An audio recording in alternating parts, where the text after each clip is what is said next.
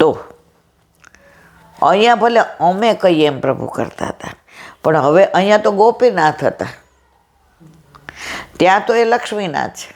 એટલે હવે અમારા કયામાં નહીં રહે. કાંઈ વાંધો નહીં, એવું તો અમે એના કયામાં રહેશું, વાલાની મરજીમાં રહેશું. અને પરાકાષ્ઠા ક્યાં કીધી? કુબજા જે જોવી ન ગમે એને અમે પટરાણી કહેશું, અમે એની દાસી થઈને રહેશું. તો પણ મારા વાલાને વઢીને કહેજો રે, બસ તમે પ્રસન્ન રહ્યો. પ્રભુના તત્સુખનો વિચાર ગોપીઓ કરે એવું કોઈ ન કરે. આપણામાં શું છે, મહાત્મ્ય જ્ઞાન ન હોય તો પ્રભુની ભક્તિ કરવાનો આનંદ ના આવે. એટલે જ વલ્લભે કહ્યું છે, મહાત્મ્ય જ્ઞાનપૂર્વક સુદૃઢ સ્નેહ પ્રભુમાં, તો ભક્તિ કરવાનો આનંદ આવે તમને, નહીતર ના આવે. આજે એક દાખલો આપ્યો, જે કે બજારમાં તમે શાક લેવા જાઓ, ઓલો એમ કે મારા ખેતરનું છે, વીણીને લઈ લ્યો, તાજું જ છે, તમારે જોઈએ એટલું આપો. તો તમે જો શાકના પારખું છો તો તમે બરાબર જોઈને લેશો કે આ રીંગણ ને બટેકાને વાલોળનું કરવું હોય તો આ વાલોળ ગઈઢી નથી ને, આ રીંગણમાં બી નથી ને. હવે આ પારખવાની તમારામાં પેલી છે, પણ કેવી રીતે બનાવવું એ તમને ખબર નથી. એ ઘરે આવ્યો તો એ પછી અમને ખબર છે કે આટલું સુંદર શાક લાવ્યા, લીલોતરી એવી છે, તાજું છે, ખેતરનું છે, ઓર્ગેનિક છે.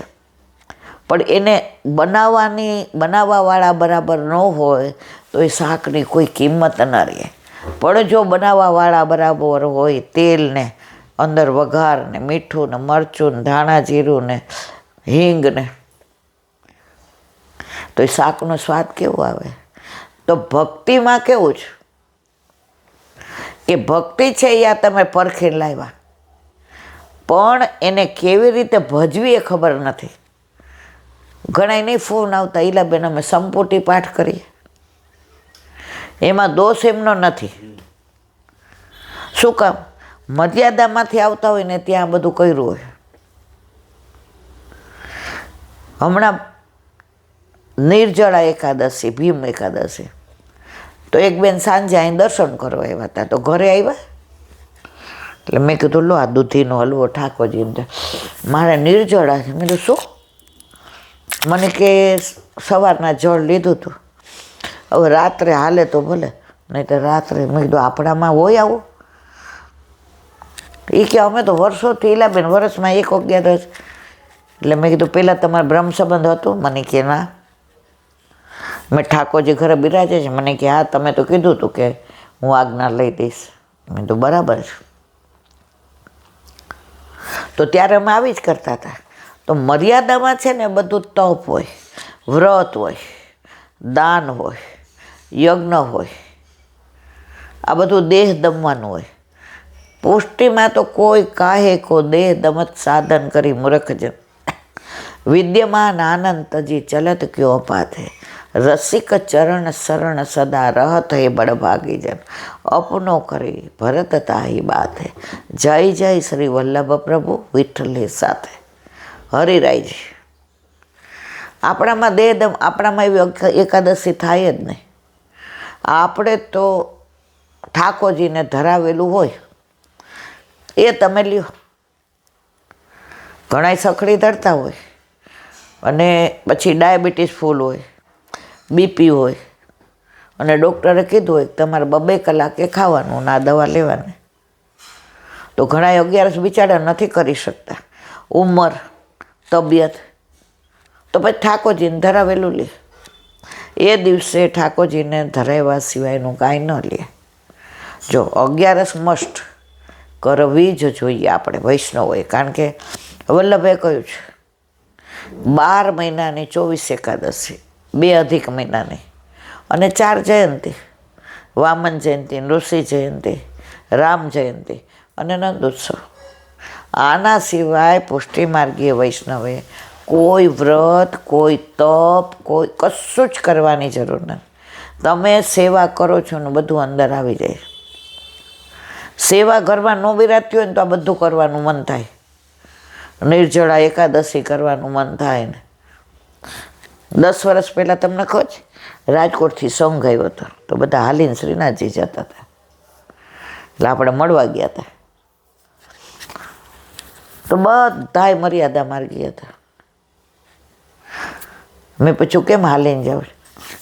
એ કે 84 લક્ષ ફેરા ટળી જાય ને. મેં તો મારા વાલા, હવે કોઈના પગમાં ફોલ્લા પડી ગયા હતા ને, કોઈએ પગે પાટા બાંધ્યા હતા ને, કોઈને શરદી થઈ ગઈ હતી ને.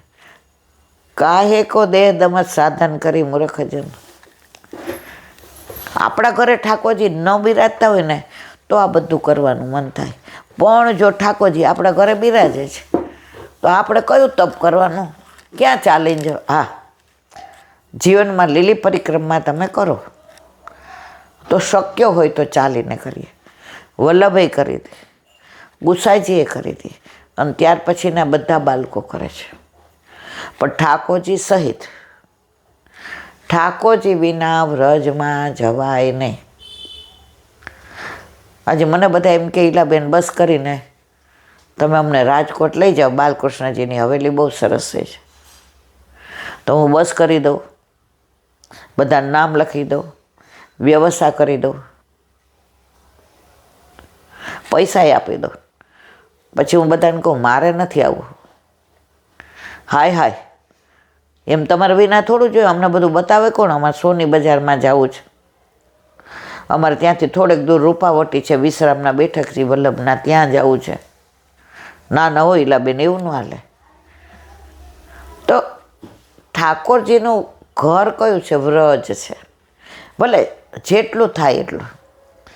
જો તમે બહાર ગામ જાઓ ને તો ઘરે જેવી સેવા નથી થતી. પણ પ્રભુ આપણે ભેગો હોય ને તો રાજી બહુ રહીએ. આપણા નાના છોકરાને ભેગા લઈ જાય ને આપણે એને શરત કરીએ, જો રસ્તામાં વેન નહીં કરવાનું, જીદ નહીં કરવાની, હું તને કશું નહીં લઈ લઉં.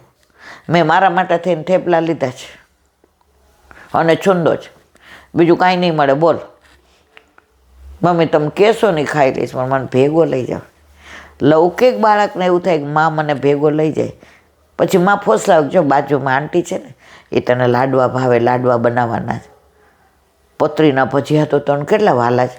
તો મેં એને કીધું છે કે પતરીને ભજીયા બનાવશે, પૂરીને બટેકાની ઓલું પતરીવાળું.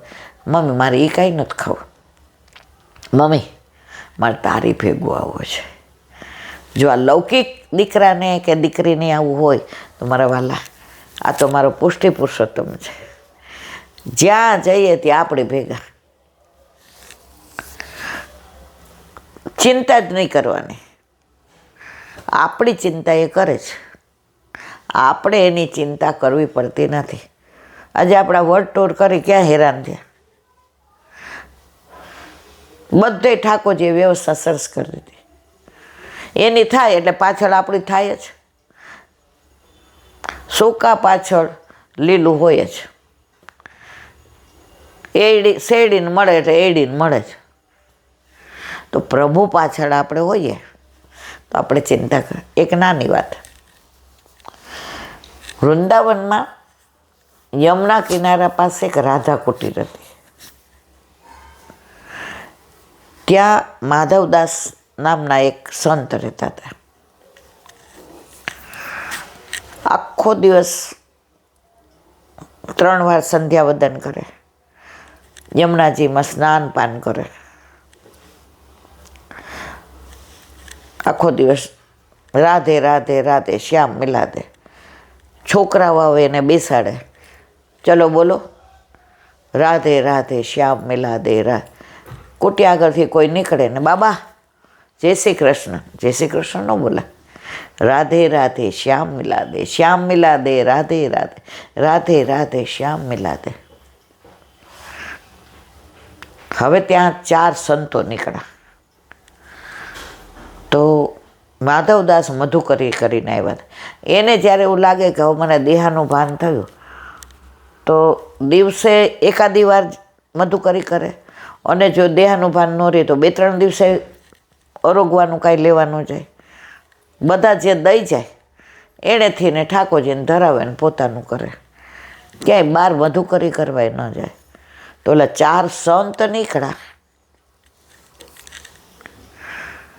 તો આને ઓલા મધુકરી દેવા આવ્યા હતા કે બાબા તો કે રખ દે પાત્રમાં. તો ઓલા 4 સંતે જોયું. એ કે ચલો આ સંત છે ને કોટિયામાં રહે છે તો સાથે આપણે આજે. 4 સંત આવ્યા. રાધે રાધે. એટલે માધવદાસ બોલ્યા શ્યામ મિલા દે. તો આ 4 બોલ્યા શ્યામ મિલા દે. તો કે राधे राधे. आइए आइए, आज हमारी कुटिया पावन हो गई, आज हमारो ठाकुर प्रसन्न हो गयो. પછી કે બિરાજો, આ બધું આવ્યું છે, આપણે બધા લઈ લઈએ. બધાએ લીધું. પછી કે ચલો હવે રાધે રાધે શ્યામ મિલા દે. બધા કે અહીંયા તો આનંદ છે. એટલે 4 બેસી ગયા. હવે બીજે દિવસે એ ગામમાં એક વૈષ્ણવ રહેતા હતા. એણે જોયું કે મારા દીકરાનો જન્મદિવસ છે તો આ 5 સંતને હું મારા ઘરે બોલાવું અને ભોજન કરાવડાવું. એટલે 5ને કહ્યું બાવા શામ કો આવ્યો. એટલે માધવદાસો એનામાં મસ્ત હતા. એટલે પેલા 4 સંતે હા પાડી, હા હા આएंगे आएंगे. કે માધવદાસને કે ચલનો પડેગો. નહીં, મેં કે નહીં અમારે લઈએ ચલનો પડેગો. જો પ્રેમ હોય ને ત્યાં નેમ ન હોય. હવે સવારે આ બધી વાત થઈ આગલા દિવસે અને બીજે દિવસે સાંજે જવાનો હતો. સાંજે પેલો છોકરો જેના ઘરે ભોજન લેવા જવાનો હતો એનો એવો બીમાર પડ્યો કે વૈદ્યે કીધું કે આ તો આંચકી છે, ક્યારે લીલામાં પહોંચી જાય નક્કી નહીં. ઓલો કે આ 5 સંત જો મારા ઘરે આવે અને લીલામાં પહોંચી જાય તો સંત કેવા દુઃખી થાય, એને અફસોસ થાય કે અમે આવ્યા ને આવું થયું. તો હવે મારે એમને અહીંયા બોલાવાય નહીં.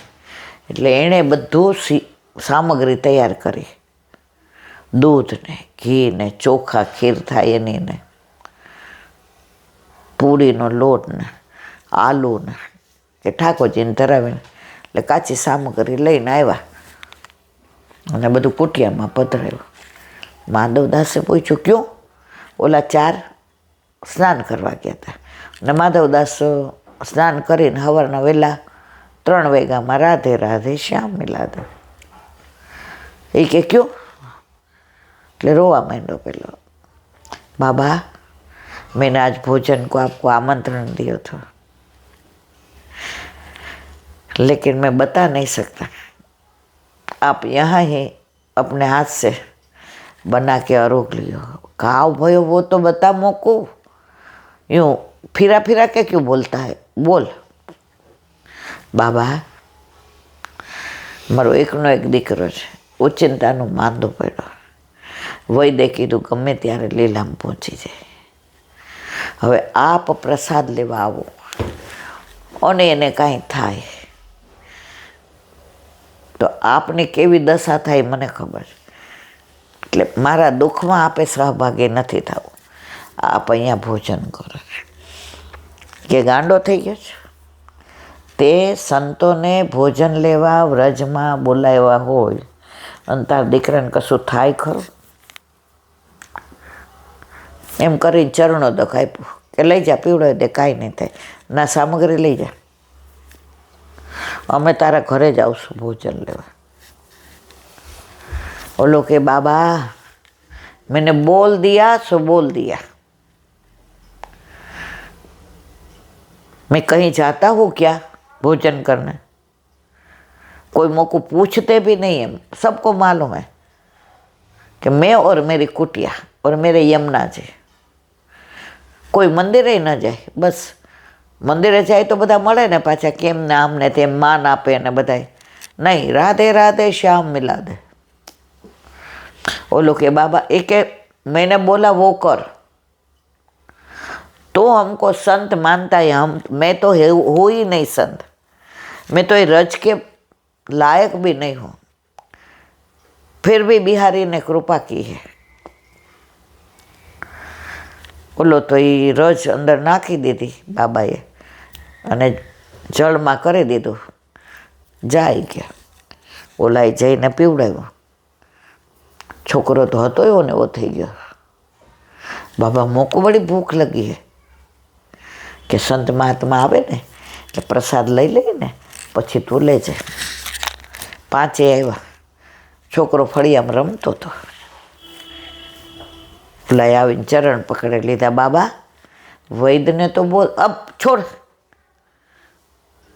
બાતે છોડ. પોતે આ રજનું મહાત્મા બતાવ્યું હતું, પણ આ 4 સંતોને ખબર પડે તો પોતાની બહાર વાહ થાય. પહેલાં સંતો એવા હતા જેની વાહ થાય એને ગમતું ન રહે. વાહ કોની કરવાની? ઠાકોરજીને, વ્રજની, વિરજાની, વલ્લભની, વિઠ્ઠલની.